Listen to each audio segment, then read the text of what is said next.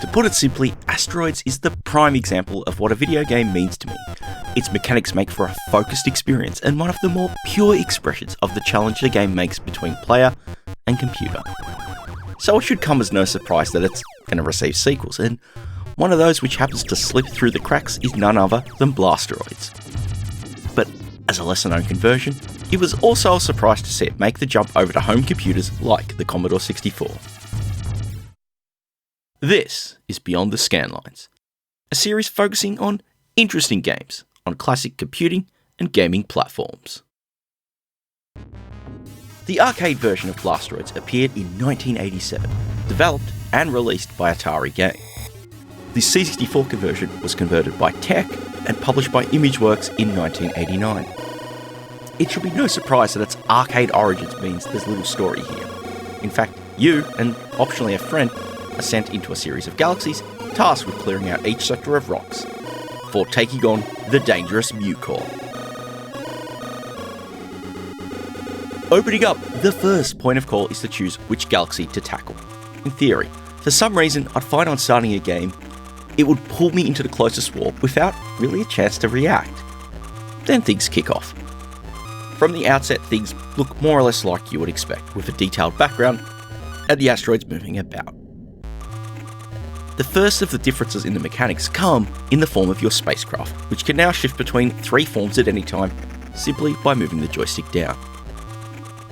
The Speeder offers the best speed and manoeuvrability, but is kitted out with short-range guns and weak armour. There's the Fighter, which as your default sits in the middle of the road. It flies a little slower, but the guns have a bit longer range, and the armour is a little tougher. Finally, the Warrior. Unsurprisingly, it's got the heaviest armour, but the worst manoeuvrability. This also adds one special feature. Unlike the original Asteroids, Blasteroids can be played in cooperative mode. And whilst I can't show it here, there is one neat feature. With one player flying the Warrior and the other the Speeder, both players can combine their craft to one supercraft, offering both forward firing and a controllable turret. But as for clearing out each sector, things start out with your common grey asteroids. They'll start out large, blasting them will break them up into smaller and smaller pieces, eventually obliterating them.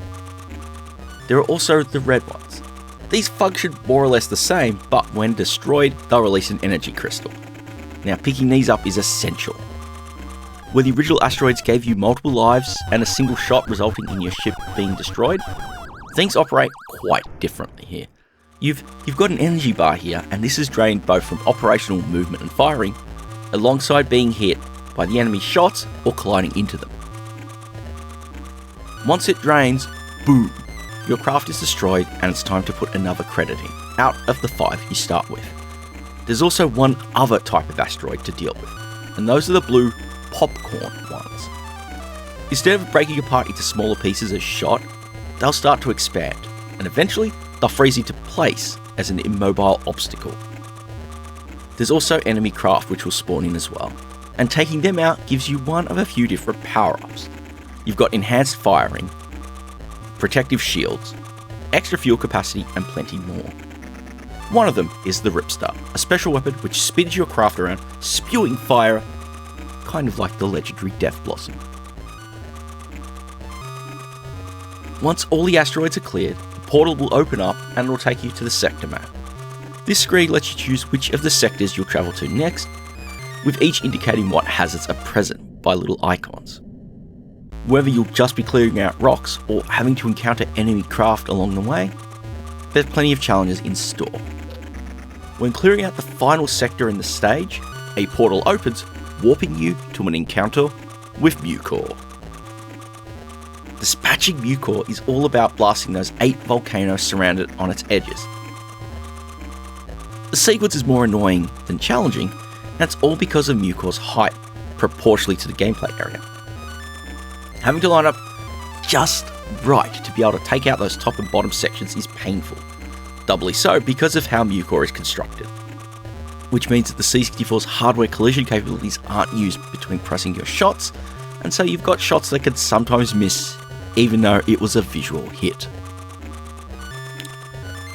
Other than that, it's a straightforward fight, though scaled back for the C64's limits compared to the arcade original.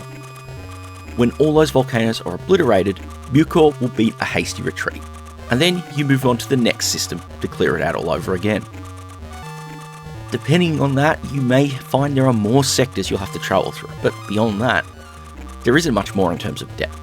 The tougher systems do offer newer enemy craft, though you won't encounter the numbers of asteroids in each sector compared to the original game. So you can clear them out fairly quickly once you have a bit of proficiency. This also means the pacing is much quicker as a result, especially bounded by that energy drain of your ship. With it dropping over time by your actions, it certainly brings pressure into clearing the levels quickly, especially so you can get on to finding more energy crystals. The onslaught of enemy craft here doesn't help either, especially because if you're not careful, one accidental collision can and likely will drain your energy in record time. For the most part, the graphics do the job. The sprites for asteroids and enemy craft are visible and they're nicely defined. Backgrounds here are drawn grey, but the bullets can clash against them in terms of colour, which can challenge you in lining up for that perfect shot or being surprised by an enemy attack. As for the sound, it's a bit of a letdown to me. You've got to factor in the source material, but the conversion to the SID is not really exciting to listen to. The title theme doesn't get you pumped up and wanting to battle space rocks, and the in-game music is repetitive in very short order. It's certainly not really a joy to listen to. On top of that, whenever you start a sector, the in-game music repeats, so it really gets grating very fast. Like many arcade games, Blasteroids as a conversion truly shows how limited the gameplay experience is. Where the minimalist experience which the original Asteroids provides shows the core mechanics are strong and still engaging after all this time, the extra bells and whistles which Blasteroids adds may bring in some short-term fun, but in the long term, it makes the experience less engaging. Sadly, this is no surprise to see that it applies to the C64 version in spades. Without the visuals or audio of the arcade machine to draw players in, you really, truly need the game's mechanics to be engaging. But in this case, they're not. The quickly blasted through sectors, the reliance on scavenging energy crystals to keep your energy up, the power-ups only being available for limited periods of time, the changing ships, all of these are window dressing, and they don't add to the enjoyment of the game. The larger sprites used do not help here either, which cramps the action up very much, and it makes it less engaging as a result. Truth be told, if you want that asteroid-style experience on your C64, go check out CBM Asteroids, a game I covered from not too long ago. Its take on the original game is just as engaging, just as challenging, and more importantly, equally as fun as the original experience. Which brings me to the end of yet another Beyond the Scanlines. If you enjoyed the episode, do consider hitting the thumbs up and maybe let me know what you thought, especially if it's one you've played before, whether in the arcades or on any of the other home versions. If you haven't done so already, please consider subscribing to the channel, and yes, hitting that bell to be notified of upcoming episodes as they come out though. Most importantly, thank you all so very much for watching.